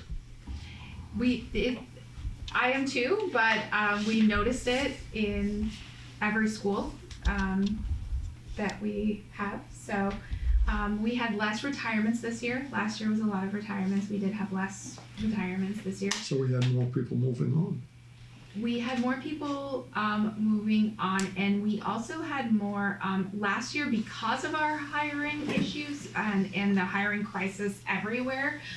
We had to be creative in some of our positions, so we had a lot of 1-year only positions last year that did not receive contracts this year. So that is part of it. We're rehiring what we intended to hire last year. So we had close to 10 of those positions this year alone. That we didn't fill in the manner we had hoped to fill in last year, so we are refilling them this year. It'd be interesting that's a part of it. to ask B Sharp for the other schools, just to get information from other school districts to see what their retention Yeah. rates are. But I still think it's important to say that we retained 83% of our professional staff, and I think that's a pretty big percentage. I think that's a pretty impressive percentage. Yes, we want to see that number go up. But last year I had made it optional to do an extra interview with me, and I'm hoping to try to make it mandatory this year as much as I can enforce that. Yeah, that would be To important. get if the it- more data. 80% professional staff, I think that's pretty good. I'd like to see 83%. comparisons, but I think Peter. Are those X interviews at some point shared? Or do you have access We to those? share overall data, so I do an anonymous electronic exit interview with people, and then I invite them in to do an in-person with me. Last year I had, probably 40% of them chose to do an interview with me, and then, a lot of it you can tell that it's the same information. Some of it that I would bring to Julie after and say, I think, we need to look at this, or we need to look at that, or, they said this, or, We share themes with the principals. Yep. Because that's important. but it's also important when Bonnie's meeting with someone that they can be candid with her as well. But we also have a lot of young teachers, and young teachers move. There's a cultural shift too of, I'm moving, we're going to Colorado. I just interviewed a husband and wife team that is coming to our district that took a year off to travel the country. And they just did that, which is marvelous. We see a lot more of that with people in this, they don't think about their forever job. They think about I like this job, and then next year I'm going to try for a different place. And there's a definite group of, and then there are the new teachers that come into teaching and say, maybe I'm not going to be a teacher after all. Maybe I'm going to go do something else. So we had a couple of people leave. We had a couple of people this year changing careers. I think I'd like to see, when we talk about future agenda items, I would like to see us set aside a time, whether it's executive session or open, depending on the data. Because as you started breaking it down, it became much more interesting to me. 83% doesn't tell me a lot. If I knew that the 17% was in one building, I might get nervous as a board member.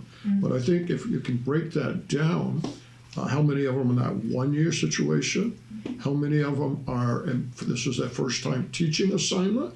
Did we hire, were they new in teaching, whether they were 25 or 55 first year teachers, or were they someone we hired from another school?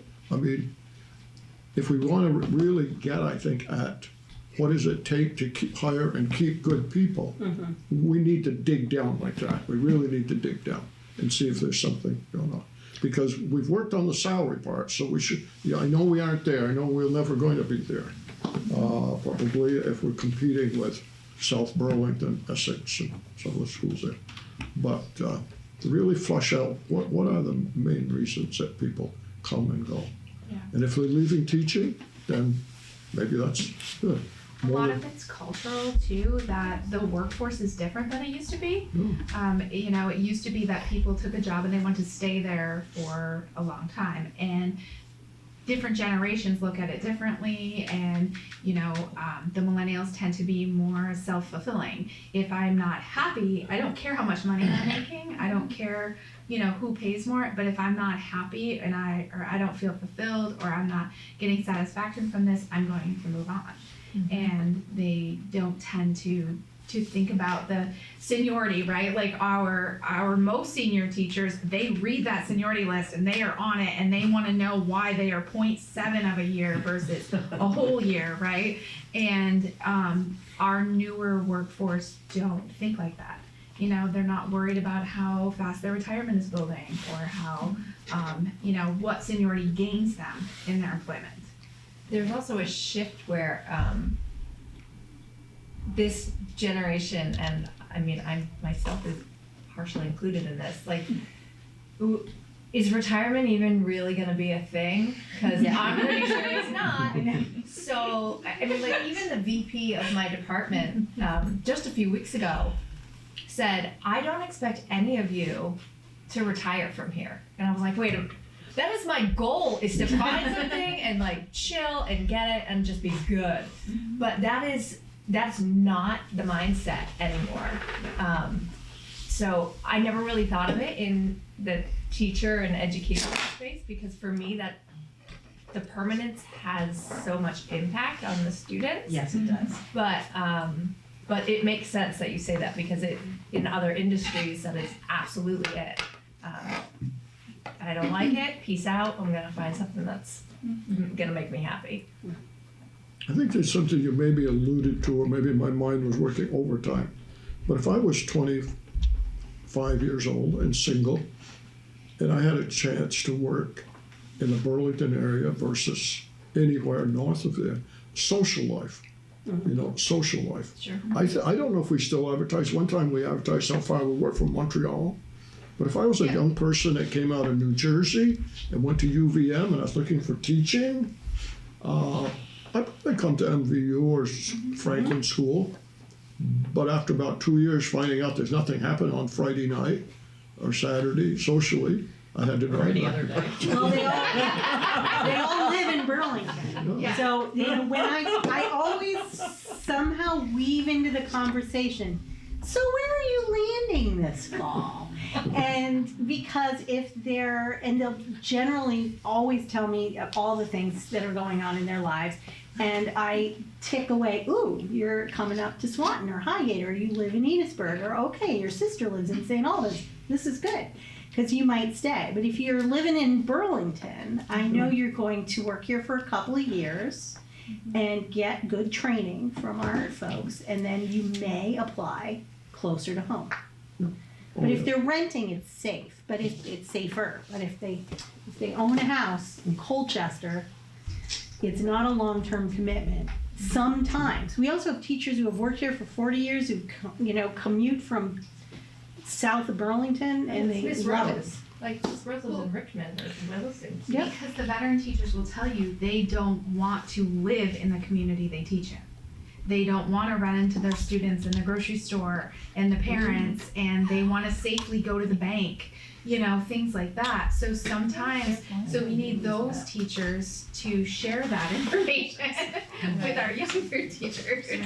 But isn't there also like happening now too, like some students who are coming back and teaching here too as well? Yes. Yes. Because I mean, one of the things that I think is a challenge for the district is that this district isn't exactly like Burlington. So, I mean, we also want people who are from here and who sort of relate to some of the constituents that are here. So, I think overall just kind of maybe like putting together the data and not being shy about what it says, because we all understand people come and go, and just sharing that with us at some point would be great. We had 2 teachers come last year, sorry. Oh, sorry. I was just gonna ask, would you mind putting like some data together and putting it in our drive for us to review, to talk about in a future agenda item, just so that we can see it and everybody will have access to it in the drive. I think that would be. And Laura, they did tear the roof down, so it's kind of a sad Friday night now. There was that demolition I missed. Don't worry, there's Ariel. Last week, the roof Thank went you. down.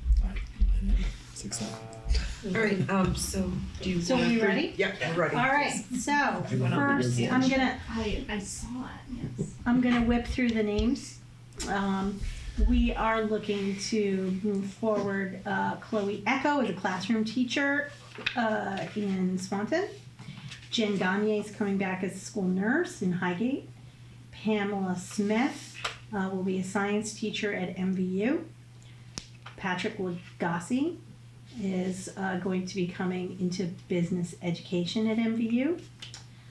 Christina Hogel as a special educator at MVU. Cody Gaudette as a special educator here in Highgate. Melissa Rainville as a special educator at MVU. She's coming back after 14 years, I think. There's 14 years Here. left for 3. No, so she's coming back home to MVU. Sarah Block is a classroom teacher in Swanton. Maya Dupree as a special educator at MVU. Caroline Wood as a science teacher at MVU. I met with her this morning. She was great.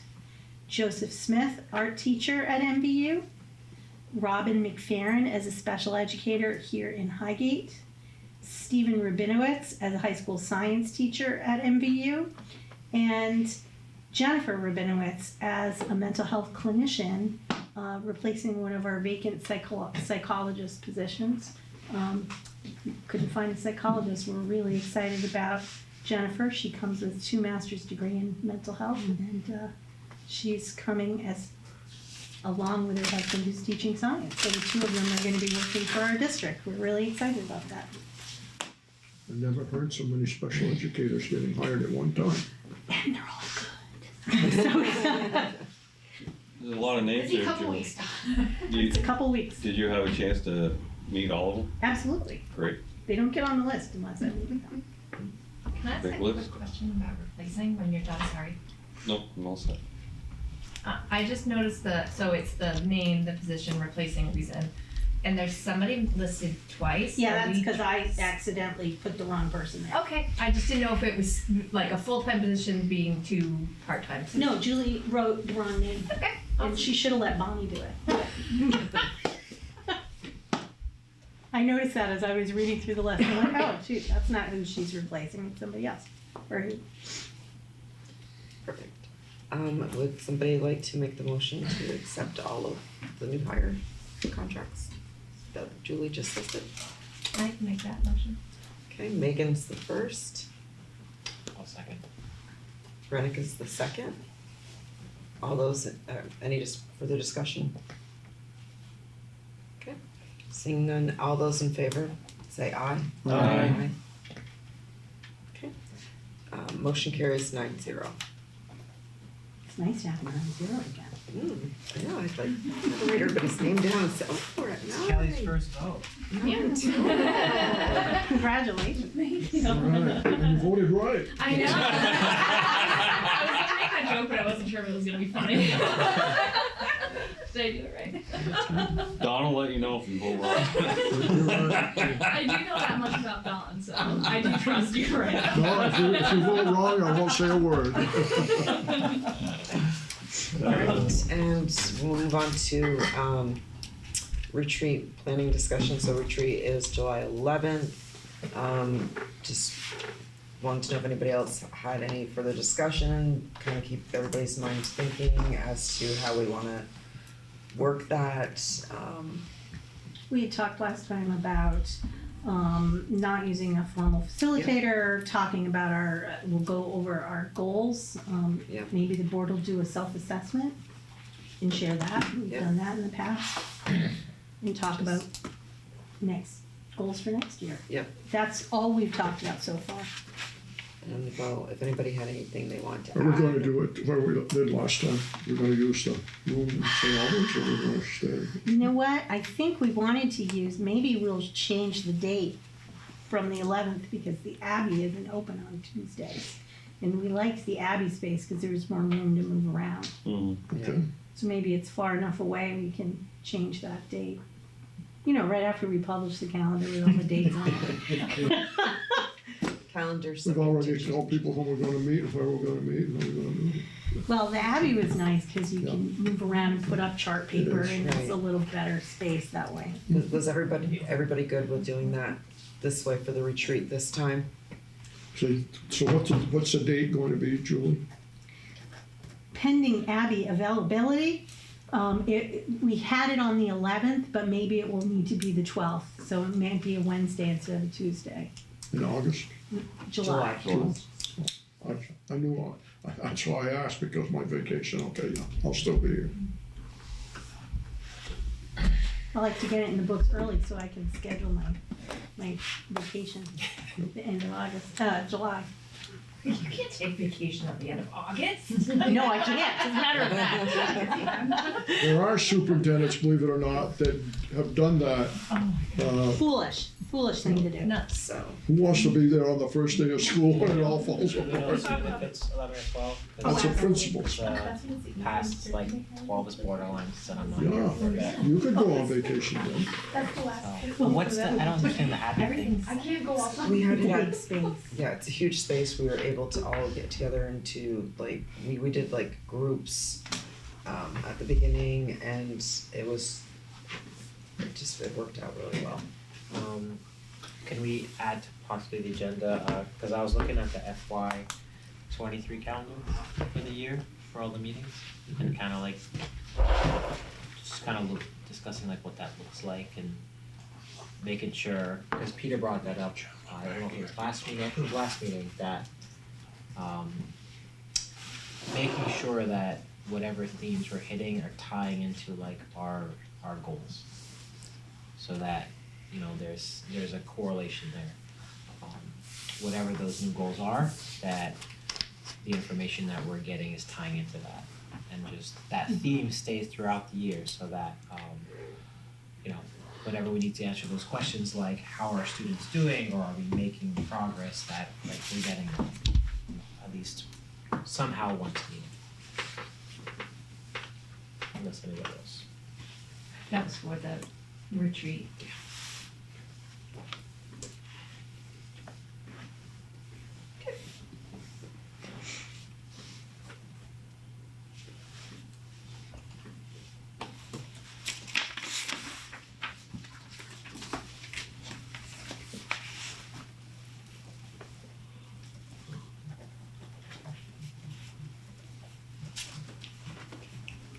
Anything else on that? We still have more time to think. I just wanna try to bring it up as often as I can and keep everybody's mind going on it.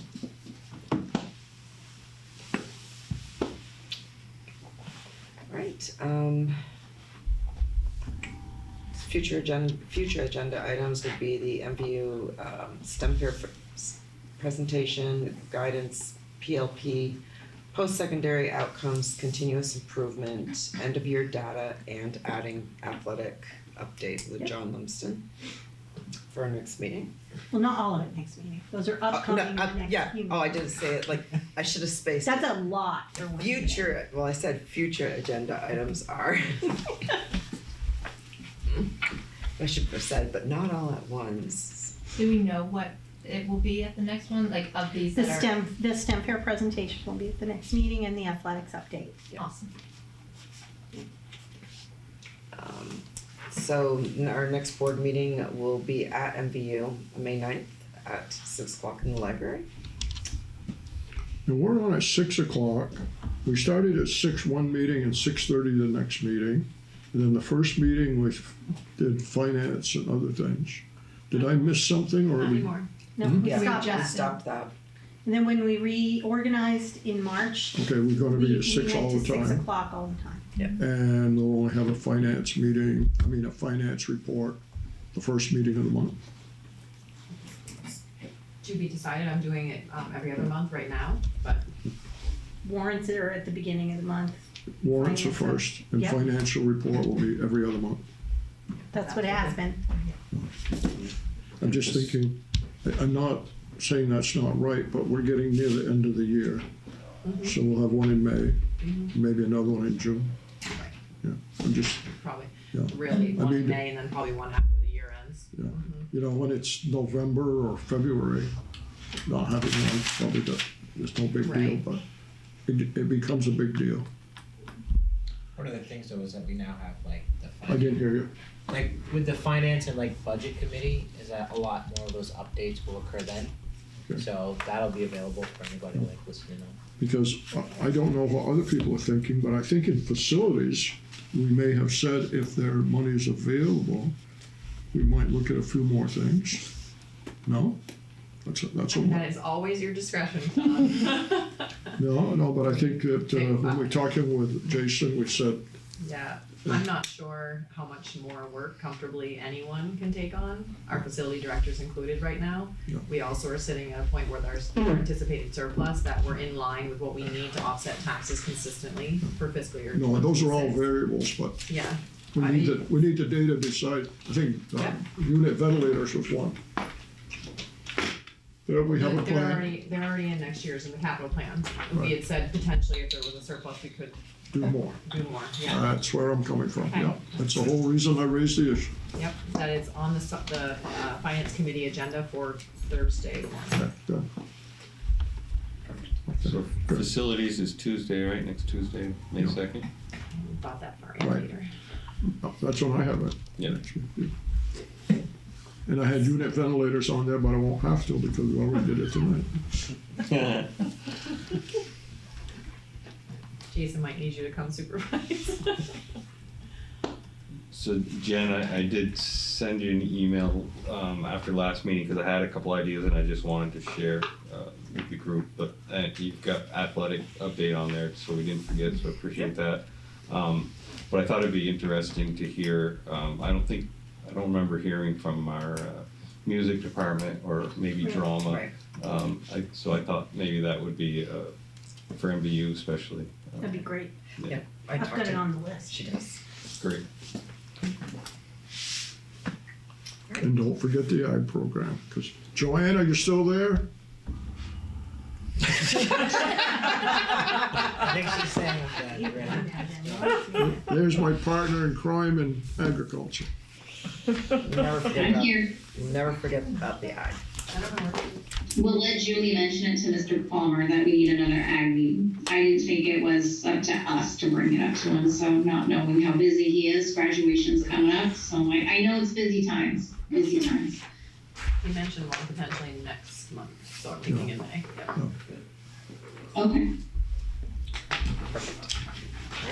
Alright, I'll call the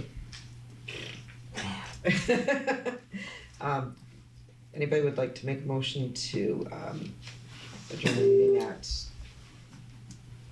8:01 p.m. I'll make that motion. Alright, Peter makes the motion, second. Second. Rennick seconds it, all those in favor, say aye. Aye. Motion carries, meeting adjourned. I think that's a record.